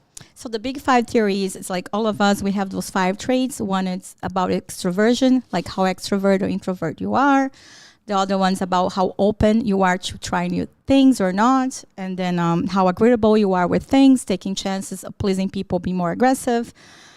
I should know all the theories, extroversion, agreeable openness. Agreeables, neuro. The one that starts with C, conscientious, lovable. This is a hard one. Conscientious. That's one. Conscientious. Yes. Conscious. That one. Consciousness. We should write it. Having And be neurotic. Consciência. De consciência. And be neurotic, right? So all of us, we have it. Some people have more extroversion, some people has less, but you have it. It's not good or bad, depending on what you're trying to do with it. So to develop habit, let's say I'm really low in C, which is that word we can say, consciousness. And you're really high on it. Because it's the personality trait that you have. Who is high on C? I just say high on C is a person who can be disciplined. You can do the same job over and over again without being bored. And who is low on C, they can't. It doesn't say that I'm good or bad. It's just a personality trait. Strengths and weaknesses. Exactly. So that's why it's going to be more difficult for me to develop. So that's why we see a correlation between habits and personality trait. Not saying that's impossible. It's just going to be more challenging for me because I'm low in C and you high on it. Does that make sense? Yes, it does. That's awesome. So, Reggie, a question like the Leticia asked was, what are techniques that can help you, to develop habits? To develop motivation, like the habit. What are little techniques with your habits or like whatever it is that can help you just become more motivated? Yeah, so I think motivation has a lot to do with what's important to you, of course, right? Your beliefs, sense of purpose. But let's say if you're trying to be motivated to go to the gym or follow a diet or saving money, it's better to rely on building habits. So let's say I want to save money. So first we talk about, and I think you talk about this in another episode, setting goals, right? Yep. So we have a whole theory how to set goals to be successful. And we know through studies that kids in school, if they have a goal of getting a certain grade, just because they have the goal, they're going to get a grade of a kid who doesn't, for instance. Or salespeople, if they have a goal, I need to have 40 installs this quarter. And for somebody who just says, I want to sell more. So the person who has a specific goal is going to sell more through studies in groups. Because they know how much, by when, and how they're going to get there. They have a path. Yeah. Exactly. It's got to be, you have to be able to measure. It got to be specific, but also got to be attainable. Challenging yet attainable, right? So that's the SMART strategy. So so the S is for specific, M is for measurable, A is for attainable, achievable, attainable, and then R is for realistic, and then T is for timely, where you can actually do it in a timely manner. Yeah. So going back as Leticia, right? Yeah. So she wants to be motivated. So if she wants to be motivated, it's probably because she wants to accomplish a goal. I'm assuming. So let's say her goal is to save money. So the first step is go back to goals, theory of setting goals, which is how much money I want to save. What's the timeline? How much money I'm going to put aside, right? So that's, once you get and that can be for like working out at the gym or studying, whatever you want. Then after that, that's when habit comes in place, which be in the sense of the saving money would be like, okay, every Friday, no matter what happens, $100 goes to my bank account at 12 p.m. and you put an alarm. So the alarm is going to be the trigger. The action is going to be the 100, and the reward you can, if you have kind of app that shows you, because our brain loves progression. So if you have an app that can show you, if you keep doing this in 1 year, this is how much money you can have. Your brain releases dopamine, and that's the reward. You visually correlate it with. So awesome. For the gym, can be the same thing. Like I wanna lose weight. That's not good. So what are you gonna say? I wanna lose 10 pounds in 10 weeks, 1 pound per week. I'm gonna weight myself every Friday morning. I'm gonna go to the gym 3 times a week for 30 minutes at 7 p.m. So be very specific what you want and how you're going to do it. Then the habit is the repetition, and you need the reward. So like have a photo of you, how you're going to look like it. And then you look at that and you release dopamine, and that keeps you going. Fire. Now, when it comes to habits, Reggie, there's a lot of different things, right, that go into it, right? I mean, forming that habit. I mean, also sometimes being flexible with that habit. And then a lot of things being persistent with that habit, because it gets tough sometimes. You know? I mean, we're humans. Some days we wake up feeling great, feeling like Superman. And there's certain days where I don't know if it's just a chemical imbalance in our brain. It's just we're humans. It's how it happens. We're just not motivated. We're not up for conversations. We don't want to deal with anything. how to be persistent, how to deal with these. I mean, let's talk about these different aspects. Yeah, so being flexible with the habits, because sometimes a lot of people want to do a lot of things at once, or they want to start with something very difficult, such as I don't work out, but I'm going to go to the gym every day at 6 a.m. and work for 2 hours. Drastic changes. That's bad too, because I also don't like waking up early in the morning. I'll never be rich, according to the playbook of 5 a.m. I'm like the more 10 a.m. person. I'm with you on that one. Yes. So I put two things that I don't like to do together. That's hard. So that's a bad strategy. But a lot of people do that. They think. So you're saying conquer each battle on its own, and then conquer the next one. So if I'm not a morning person, morning person, go to the gym in the afternoon. And then if I don't like working out, go do something that I like at first. That's easier to build the habits. That's awesome. I mean, persistence. I mean, habit persistence. What would you tell me about that? Like being persistent on your habits. Sometimes we get frustrated, right? Yeah. I mean, what are the best techniques to continue to being persistent, to hold yourself? I'm going to give you a crazy example to explain habits, because habits something that you do without thinking. That's why it's so cool. So maybe this is too much information, but let's go. So, here in USA, when you use the bathroom, you're not supposed to put the toilet paper in a garbage can. You put it in a toilet, right? Yeah. And you flush it. In Brazil or Europe, you don't do that way. I don't know if you guys... it'll clog everything. It'll clog everything. So, so here I am in Europe. I'm going to the bathroom. No matter if I'm doing number 1, number 2, I would always put the toilet paper in a toilet, because that's a habit. I have been doing this for 10 years. My brain's trained. And then some places, I remember they have a sign saying, do not throw this in the toilet. And then even though I was reading it, so that's cortex. I'm thinking, I was to do it, right? And then one day I got the Airbnb clogged because I was doing that, and the guy yelled at me, all the things. So I was like, okay, Reggie, go in the bathroom, do not do this. So one day I'm in the bathroom peeing and saying to myself, do not throw the paper, do not throw the toilet paper in the toilet, do not do that, do not do that. Regardless, I still did it. Why? Because habits. It's engraved. And then it took me almost 3 weeks to break the habit, like repetition over and over again. So even though this is a example, is too much information, it's just to say it's something small something small like that, even though in your brain, I'm not supposed to eat this, I'm not supposed to eat this. If you do every day eating chocolate, you're going to eat it because you do something without thinking. So for you to break that is repetition over and over again of the thing that you want to build. Do you believe in hereditary habits? In what? Hereditary habits. So habits that are picked up from your heritage, from your family. Yeah. From like the little habits that you pick up on from your parents. Yeah, from your parents and from your upbringing. Do you believe that your upbringing has to do with a lot of your habits and It motivation does. as well? It does. You can change it, but the way that your family raised you and the beliefs that they have, the things that they do, yes, absolutely. You can do it the same habits because you grew up seeing that. Now, and then you repeat it. Now, an example, like someone that's the social class, right? Like we've talked about this before season 1. The rich that's grown in the rich family, he that's all he knows. He was born into the rich family. And then we also can we get Reggie another drink, please? Oh my God, don't get me drunk because I'm talking. Oh, give me water too, please.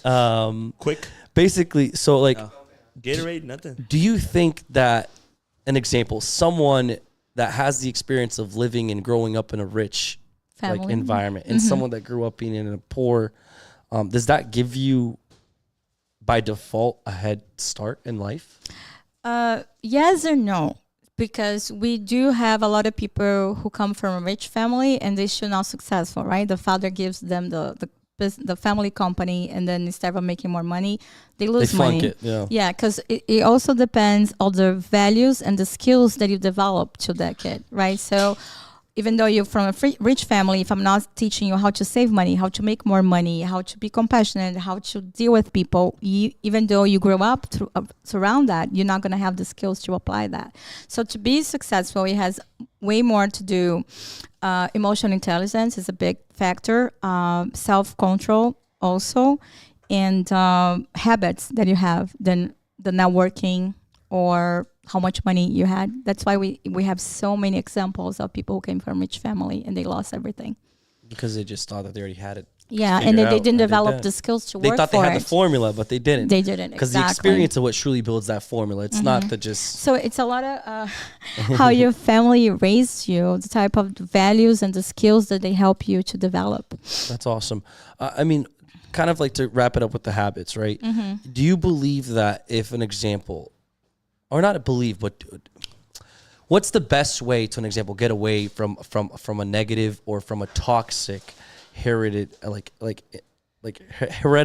like habit? If your family is like an doing example, your something. family truly believes in that, and you do it because it's what makes your family happy. But truly inside of you, you know that's not bringing you to where you want to be. What's the best way to deal with that? But just to make sure I'm getting correctly, because we have one thing that's a belief, and we have something else that's a behavior. So habits is about behavior. So in the behavior like aspect, eating healthy, exercising, reading a book, that's a behavior, so right? like, let's say I was born into a vegan family, and my family taught me my whole life being vegan is the right thing. But I love meat. And I believe also that meat has a lot of good qualities in there, the protein, and of course you can substitute that protein with other things, but that's truly what I love. It's truly what makes me feel good. How to deal with that? Yeah. So in that sense, that's why I was trying to break down between behavior and belief, because it's not the behavior itself that you want to change, because you already like meat. So it's not going to be difficult for you to start eat meat. Mental. It's more the belief I'm going against what my family does. And that's something that we see sometimes. Let's say you come from a poor family and then now you're rich and you feel a lot of guilt, right? Because you're distancing yourself from them. And sometimes it's difficult for you to bring them to the same level of money, success, whatever, because they have their own way of thinking, right? Perspectives, yeah. Perspectives. So that's why I was talking about belief, or like once you have a certain knowledge. So what you can do is to live by your truth and just talk to them when they ask for it. Everybody hates the person comes to a room trying to fix everybody, right? Yeah. But then if you live by a certain way and people look up to you because of that and they ask you People are gonna questions, start asking questions. that's how you can influence them. So if you grow up with a family, they do things in a certain way, you want to do it differently. So that's not a habit if causing you because you want to do it differently. It's a belief problem. It's a value problem. And then you, at the end of the day, you got to respect other people, but you still need to got to do what makes you happy, right? Because if you're doing something that's against your values, that's going to make you very sad. So that's the motive, the values. Yeah, the values. Because, for instance, when I was the general manager that was making a lot of money, I hate my job because it was really against my values. Yeah. So it doesn't matter how much money or success with status I was doing something. That moment, the financial wasn't. Yeah, going back to what we talked about, I think it was first episode of season 1. Basically saying like if you're doing something that you don't love, you're only gonna do it for a certain time. The motivation is gonna go away. Because the motivation is going away, the hunger is gonna go away. You know, it's not gonna feel right. You know, so going back to finding your true purpose and trying to find what you truly like doing, because once you find that, you're gonna enjoy, and the money is just a plus. So going back to motivation theory that I said we have 12, there's this psychologist, I'm even looking his name here, Heisenberg. So he talks of, let's say for work environment, we have 2 levels of motivation. So one has to do with your salary benefits and another one has to do with job satisfaction. So sometimes you can have the best salary and benefits, but if you don't have a sense of purpose with job satisfaction, you're not going to be motivated. But sometimes you can be motivated because you like your job, but if you don't make a lot of money, or enough money because it's going to cause other problems. It's going to cause other problems. So in his theory of motivation, he says we need both. We need what he calls hygiene, but hygiene motivations, hygienic. So hygienic motivation, yeah. Which kind is of like salary, benefits, compensation like that, and then the job satisfaction. So a balance, having a balance, and I can't talk today. Me neither. Equilibrium of balance, equilíbrio. Oh, falar em português. So we're bilingual. Equilibrium, yes, of both aspects. I think that's 100% true too. I mean, now that we talked about discipline and we talked about habits, what's more important? Habits. Because habits is something that you do without thinking. So once you develop that, you're going to do over and over again because you're not even thinking.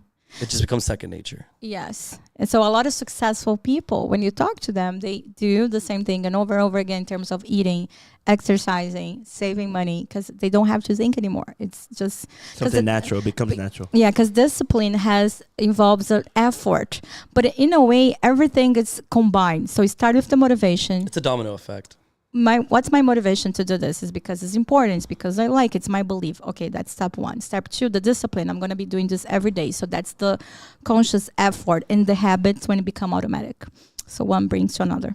So it's one. But if you need to focus on one thing, focus on develop the habit, because you're not going to have to think to do it. Once you fix habits will equal actions, and actions will equal results. Yes. I love that. Rich, I think we got some YouTube questions. We have. Let me pull up the YouTube question here. Reggie, what I love this. Like you're giving me a whole like new I'm so perspective of happy. things. I love this. love it. Nobody's going to take a cold shower. Nobody's going to be waking up at 5 a.m. or saying positive affirmations. I like this question. We have a question that says, what about the goals that you can't measure, like changing someone's life? Wow. Beautiful questions. Okay. So yes, there's goals that are more difficult to measure. But then when you say, I want to change somebody's life, that's very broad. So then I would ask, which way? And then you're going to tell me, I want to eat healthier. I want to make more money. I want to be more spiritual. So the more that we frame it, what you're trying to accomplish, the easier get more clear to measure. So if you say, I want to change this person's life because I want them to be more spiritual. And then I'll ask, what's more spiritual to you? Oh, it's going to church every Sunday. Which church? Oh, it's Connect because it's Christians. Okay, so let's measure it. This person's going to go to church every Sunday at 9 a.m. at Connect. So I want to change somebody's life by teaching them positive psychology. What's positive psychology? It's working happiness and optimism. So once you define what it is, it makes it clear to measure. Kind of creating like that funnel, right? You know, the funnel that kind of like goes down. For sales, yes. Yes, exactly. I'm a marketing person too. Marketing, radio, TV, and psychology. All of the above. But yeah, like I said, you know, it's like kind of that funnel. It's like narrowing it down literally to the T. Not trusting T, but to the T. You know what I mean? And that's cool because it just comes down to just breaking it all down. I was talking to somebody who I think is very successful. You know them, Matt Gava. Matt Gava. We all know him. Yeah, and who's then we were together, and then it was like, okay, how much money you want to make? And he's like, this amount. It was like, when? It's like, just this year. And I said, why? What are you doing with this money? What are you hoping to accomplish? And he's like, I was like, let's figure this out. Right? Because it's not just, and then he was very detailed about how much money he wants to make and by the time, which is good, but you got to break it down. What are you going to do with that? Yeah. And why? Because otherwise you just stressed out all the time. But then again, if you don't have the bigger why, once you accomplish what you're trying to do and you get to that point, you're not going to have motivation anymore because your why was already fulfilled. Yeah. And you need this big picture, right? So what I'm doing for my 2024, and I like to do in the beginning of the year, I have like life, like my spiritual life, my professional, academic, financial, and then I put a 1 or 2 goals because otherwise it gets very overwhelming. Yeah. So I have what I want, why I want it, and how I'm going to accomplish. Fire. Right? And then I like to do this with friends as well. That's what we talk here in the podcast. So we break down the podcast into 5 pillars of life, which is, again, the spiritual, the mind and body, love and family, financial, and physical, of course. So that's literally what we talk about here. It's like having a balance within everything and focusing on everything. But at the same time, there's a phrase that I said last episode, and I really love it because I read this. It's very impactful if you think about it. We are allowed to do we can do everything. No, we're able to do everything, but we shouldn't do it. We shouldn't do everything because once you do everything, you don't do anything. That's true. So he who does too much accomplishes nothing. So once you focus, you're all over the place. Exactly, and then now you just you focus 5% here, 5% there, 5% here, 5% there. You're not putting 100% on anything, which is something I kind of dealt with a lot growing in my professional world. When you saw that very closely, was I was always trying to focus on so much and try to do so much that it would kind of take away my focus from my main job, that was to just make sure I was training those people the best way possible. And try to focus on what you're good at it and you like to do and delegate everything else. Sometimes we try to be good at everything. So Landrino, for instance, right? He's very creative. He's great as a radio talk show host, but he also needs to run his business, and sometimes he get mad at himself because it's difficult for him to delegate in marketing, operations. And I try to help him and say, listen, but you're really great at producing things. You're so creative. Nobody has that talent. So focus on this, and when you have more money, hire somebody else to do the operation. Like you're great knocking doors with somebody next to you. So why put yourself through hell? And like, oh, I just want to be alone because I want to overcome this. Sometimes that's not the best strategy. Like, focus what you're good at it because you're getting results from it. Fire. Does that make sense? And the results keep you going. They keep pushing you too. Yeah. I mean, it's good for us to challenge ourselves, right? But depends what you're doing and depending what. Do you have another question? Because I want to give an exercise from the YouTube. No, that was the last question. Okay. So do we have time? Yeah, we have a few more minutes. So there's one exercise. Actually, I did this at a seminar at Harvard to help you to find your values in life. Sometimes we think that's clear, but it's not. And when you do this exercise, it's really good. So you have a paper, the bigger the better. And then you're gonna do a line from, let's say, point A when you were born. Which year you were born? 96. Okay, so let's say, so it's white, right? And you're gonna go from here, point A to B. Timeline, and just a line in the middle, right? So 1996, and then it ends here in 2024. I mean, doesn't end. You're not gonna die. The line is here, right? Yep. And then you're going to start putting years, not everything, because it's going to be, I cannot do math that fast, 96 to 2024. How old are you? 27. I'll be 28 in May. Okay. So in May? Yeah. I'm from May too. May 12th. May 23rd. Yeah. Yay. Taurus. That's how we get along. Gemini, the worst one. So you go for... I agree. Why? Are you Gemini too? No, I'm a Virgo. So how do you know it's bad if you're not on my skin? I'm a critic. Virgos are like that. Okay. So from A to point B, which is the year you're born and the current year, and then you have this line, and you're going to put years that was important to you. Doesn't matter if it's for school, academic, professional, personal. Highlights. So let's say you're born in 96? 96, yeah. So 10 years later is 20 years later is what? 16. 16. So in 16, I met 2016. the love of my life. I lost my virginity. Whatever you want to put it. Whatever is important. Yeah. When he was 20. I don't know. That's a very stupid example. I don't know what I was thinking. I know what you mean. High school, my first job, my first car, whatever it's important to you. So every time was something good, you put a point and it's up. Everything is bad. And be careful because this exercise can trigger a lot of emotions. I have seen people crying a lot. It was difficult to come back because you start thinking, oh my God, this is when somebody died. Oh, somebody got sick. This is when I lost my job. This is when I lost everything.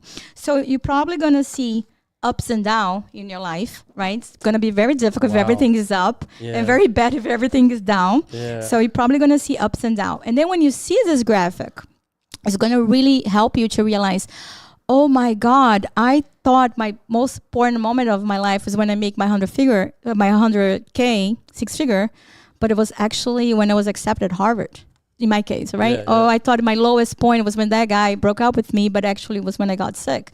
So this graphic helps you to understand the highs and the lows. Also helps you to realize how you bounce back from the lows, which is resilience. And you need that. This is like one of the most important things to be successful is being resilient. And then once you look at the highs, now you're going to realize this is more towards academic, professional, personal life, or money. So a friend of mine, everything that was good for her was professional. Another friend, everything that was important to her was academic. Another person, because you're gonna have something. Seeing what really matters. Exactly. So this is a really cool exercise. Right. I love doing it. Like I said, some people can get really sad, but it really helps you to understand what's important to you and how you bounce back when it's bad. Because a lot of people do have that. Sorry. A lot of people do have that difficulty of kind of facing reality, right? Facing like whatever they went through in life, and kind of like going back to those emotions and kind of experiences of like what they felt and what they've been through.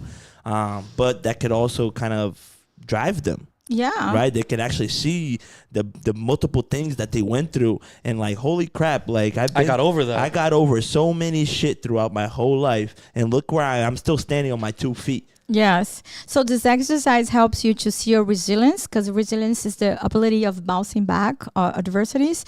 And then also what's important to you in terms of your values, because everything that goes up is something that you really value. And I know sometimes sounds easier to say what's important to us, but I do career coaching. Like I have clients that comes to me to pass on a job interview or get promoted, or sometimes to decide what they wanted. And sometimes they don't know. And then we do this type of exercise and give them more clarity what they want to do. Are you accepting more clients or?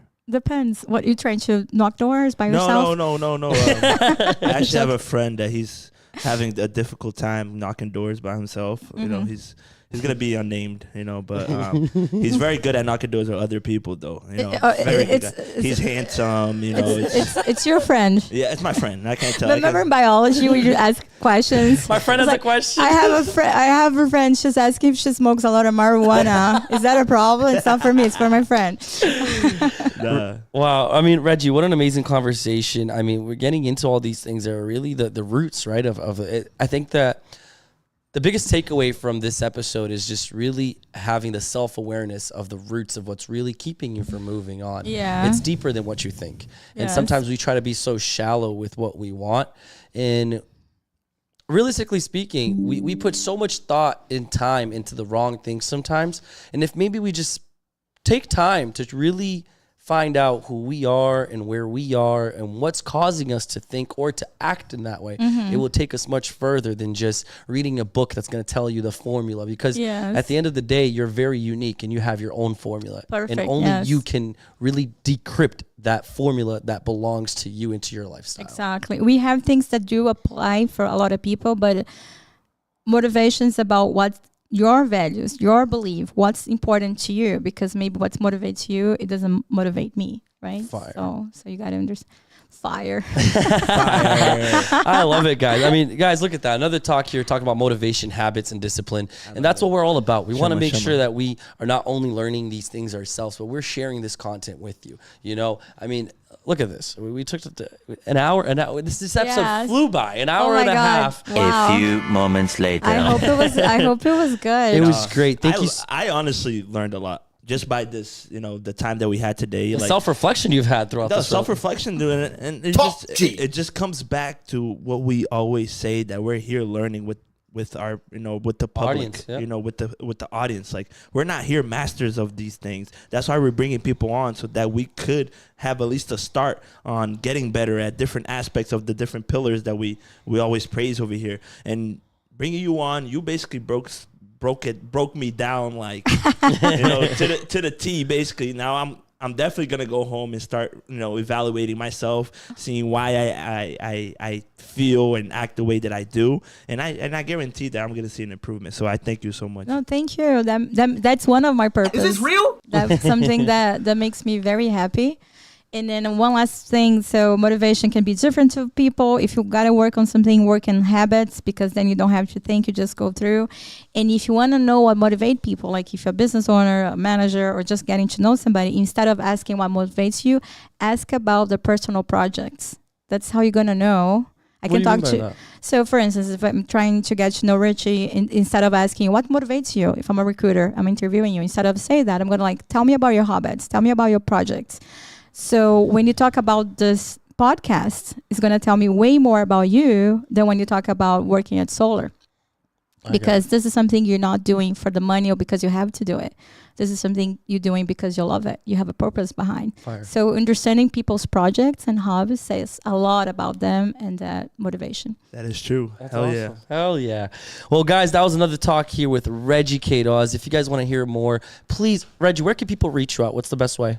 I have a Instagram, Reggie Recruiter, Reggie.recruiter. That it's in Portuguese, though I don't have one in English yet. That's more about career and development. So that's one way. Awesome. I have my number, but I don't think I should give it. Yeah, we'll put your number out there. But Instagram, guys, if you guys want to message Reggie, if you weren't comfortable putting yourself exposed on the chat and you want to ask a question directly to Reggie on a one-to-one, she's open to talk to you guys at any time. Guys, listen, I've been friends, not just career, but like personal friends with Reggie for years now. And you, honestly, you've had a huge impact in my life. Thank you. You've had a huge impact in my career, and just really finding out what truly wasn't keeping me from moving.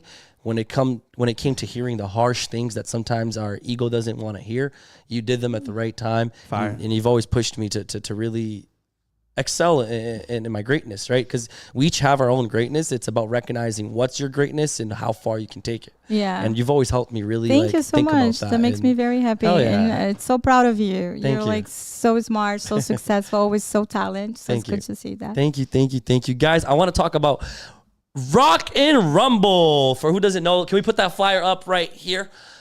Let's see if we can get that flyer up. So we got the, let's put it over on the side. Where's me? Can we push it to the side? Perfect. 1 second. All right. Anyways, guys, Marcos Bone Tempo is going to be boxing professionally in the favor of kids who are battling cancer.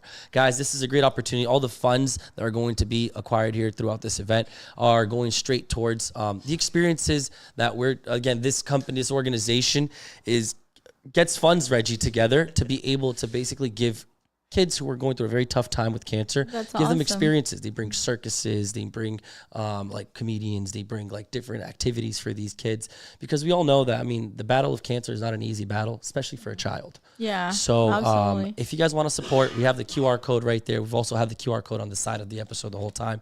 If you want to donate, please do. And this is all for a great cause. I am super excited. And I want to also speak to those who, first time you're watching us, if you want to hear more about self-discipline, you want to hear more about self-development, how you can become a better version of yourself.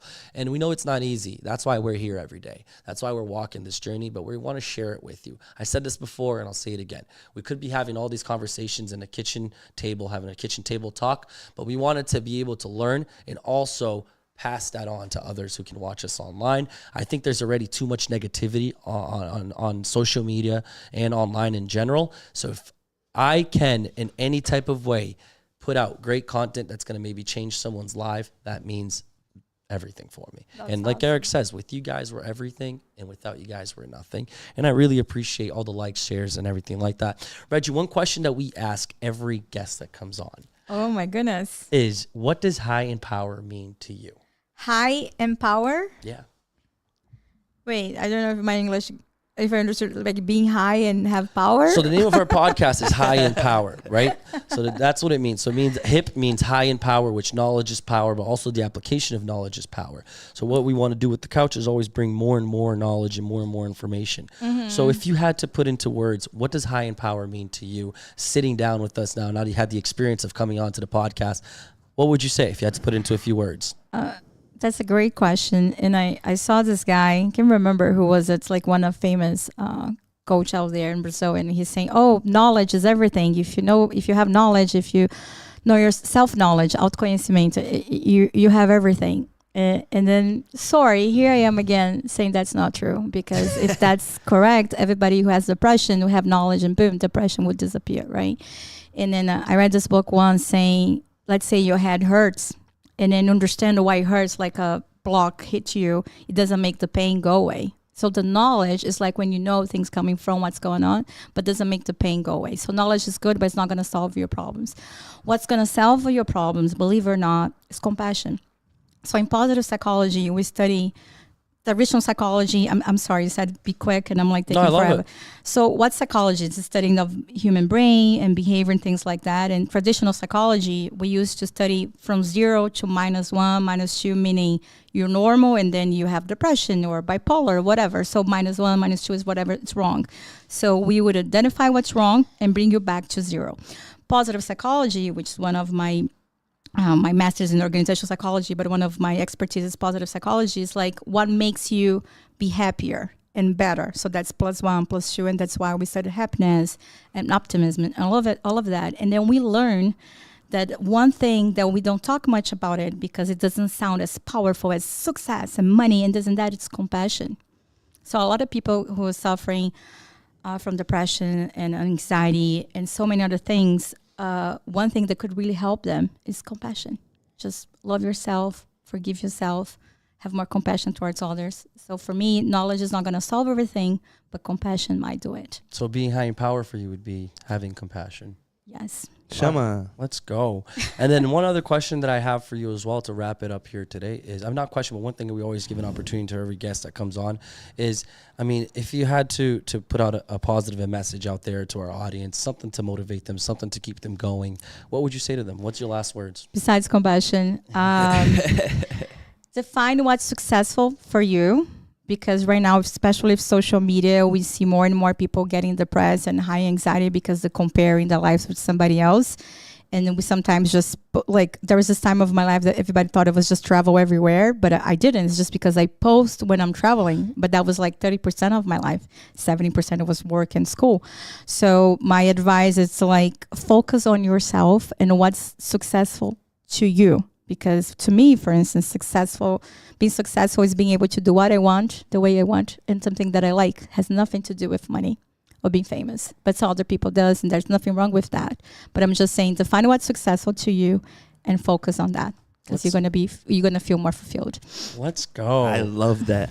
Guys, this is the High in Power podcast, the #1 podcast in New England, and soon to be the #1 podcast in the United States.